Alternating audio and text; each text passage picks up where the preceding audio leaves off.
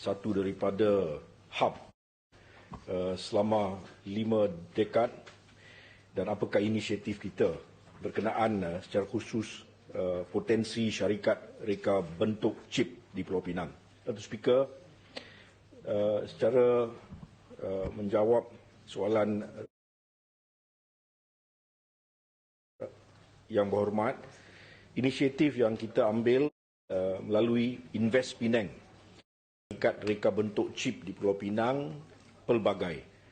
Antara lain adalah seperti berikut, Datuk Speaker, iaitu menjalankan promosi pelaburan dan mesyuarat secara bersasar di luar negara, dan ini kita dapat beri tumpuan kepada syarikat baru yang mempunyai cadangan untuk datang ke Pulau Pinang untuk melabur, dan juga syarikat sedia ada yang mempunyai plan-plan perkembangan, Datuk Speaker.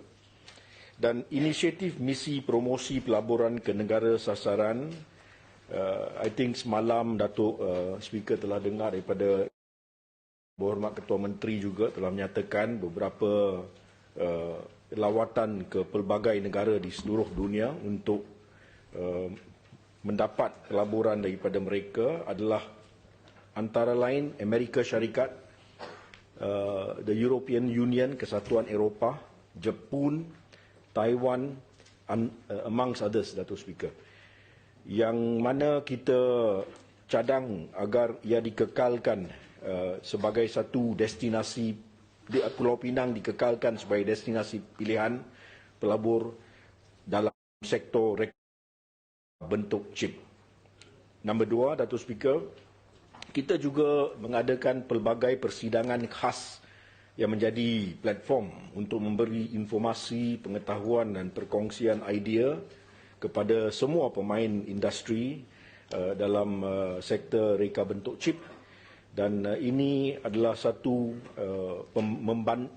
perkara yang boleh membantu semua pemain industri berkomunikasi antara satu sama lain dan membantu sektor ini kepada satu tahap yang lebih tinggi untuk membantu dan memupuk pendekatan baru dalam teknologi reka bentuk chip. Di Pulau Pinang, actually, Datuk Speaker, just for information, kalau boleh, kita ada 350 MNC, multinational company. Seperti mana Yang Amat Berhormat kata semalam, kita ada hampir 4,000 small medium enterprises, yang mana kita di Pulau Pinang saya lihat satu ekosistem baik di mana semua bekerjasama antara satu sama lain, bukan secara silo. So when you talk about chips, everyone works together in any particular component that you have. Even Datuk Speaker, your phone, I might ask one question: do you know how many chips there are in your phone? I can ask everyone here, do you know how many chips there are in your phone? No one knows. Right? Satu handphone tu, ini, ada sekurang-kurangnya 80 chip dalam satu handphone. Dan satu handphone itu, 80 chip itu tak datang daripada satu syarikat. Ia datang daripada pelbagai, dan kita buat satu produk itu. That's what I'm trying to say. Dan itulah kita hendak buat di Pulau Pinang. Kita ada hala tuju yang jelas apa yang kita hendak buat. Saya teruskan, Datuk Speaker. Kita juga akan pastikan keperluan prasarana disediakan khusus untuk para pelabur, dan sedia ada dengan terus yang baru, dan juga sedia ada dengan terus melabur dan membangunkan pelbagai projek seperti Penang Cyber City, Datuk Speaker. Sehingga kini, Datuk Speaker, 11 buah fasiliti pejabat dan prasarana telah dibina untuk penuhi permintaan syarikat-syarikat yang terlibat dalam industri ekonomi digital. Dan antara adalah, Datuk Speaker, Global Business Services, as we all know, GBS. Kita ada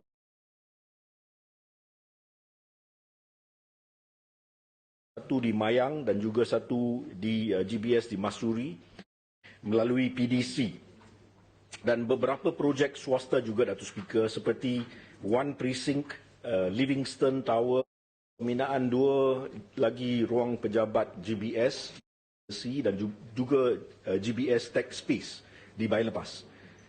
Bakal menyediakan luas lantai sebanyak 360,000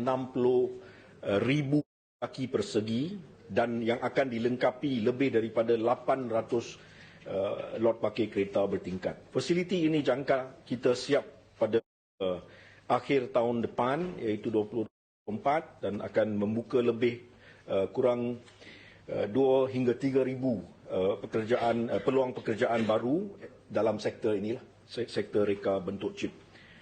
Seterusnya, Datuk Speaker, kita juga akan perkukuhkan kerjasama dengan agensi kerajaan pusat seperti Malaysia Digital Economy Corporation (MDEC) dengan memulakan operasi selain ditawarkan insentif yang sesuai dan juga merangsang perkembangan syarikat reka bentuk chip di Pulau Pinang.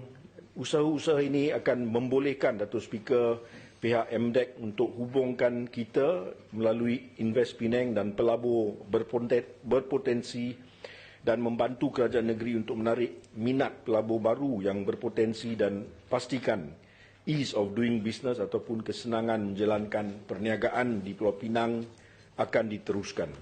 Dan akhirnya, Datuk Speaker, kita juga selain daripada apa yang saya nyatakan tentang MDEC, kita akan terus jalinkan kerjasama kita dengan pusat seperti MDEC dan juga semua agensi lain juga di sini di Pulau Pinang seperti PSDC dan kumpulan fokus GBS seperti mana saya nyatakan ada beberapa projek dan program yang sudah pun dan sedang dilaksanakan, dan kita sudah pun ada satu plan ataupun perancangan untuk menubuhkan Penang GBS Industry Academy yang telah pun kita lakukan pada 2022, yang mana akademi ini menawarkan peluang untuk meningkatkan skill dan melatih semua individu untuk memberi nilai tambah serta melengkapkan mereka dengan skill yang perlu oleh pihak majikan yang secara tidak langsung, Datuk Speaker,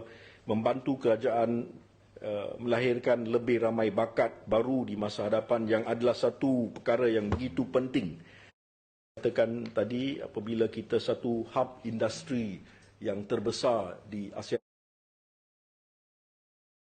Silicon Valley of the East, maka itu yang begitu penting dan itu sedang diberikan perhatian yang khusus oleh saya sekarang dalam portfolio saya baru. Terima kasih, Datuk Speaker. Terima kasih, Datuk Keram. Pencerahan yang begitu komprehensif.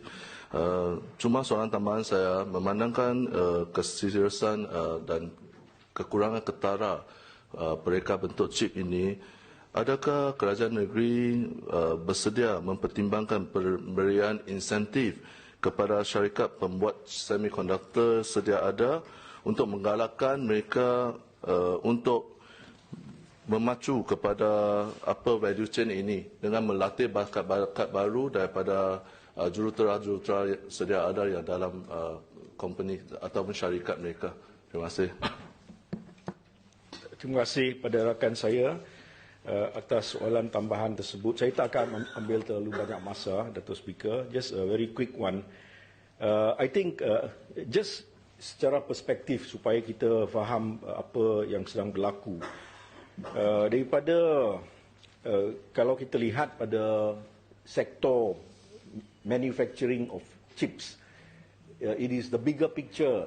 Payung dia adalah sektor E&E di Pulau Pinang, iaitu Electrical and Electronics in Penang, di mana 2022, Datuk Speaker, kita melihat Pulau Pinang ada satu ekspor sebanyak 341 bilion ringgit, iaitu 58% keseluruhan Malaysia.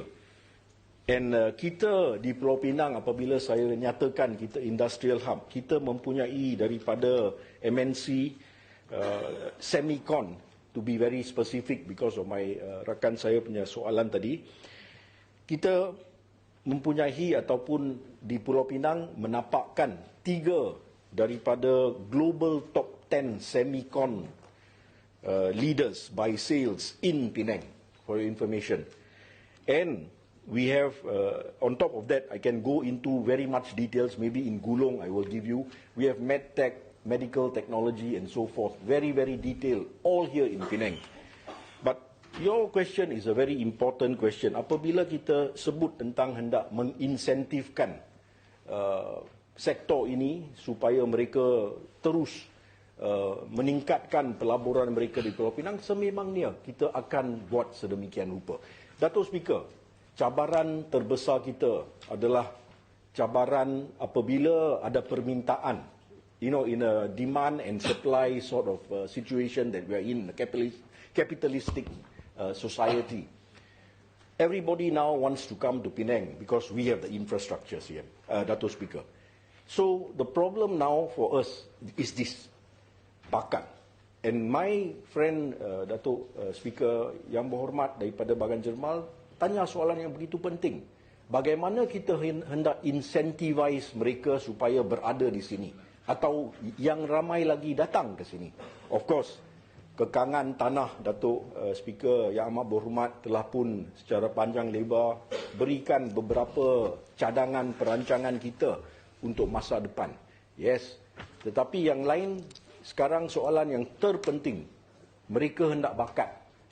Dan itulah apa yang insentif yang saya sebut, yang kita boleh buat, Datuk Speaker. That is how we can incentivize it. Because when there is that talent pool, maka mereka akan datang. Kerana itulah mereka cari. So sekarang tadi rakan saya, Timbalan yang Ketua Menteri, saya nyatakan ada program seperti TVET. Bukan itu saja, saya juga pengerusi 3 badan, iaitu STEM, Penang Science Cluster and TechDome.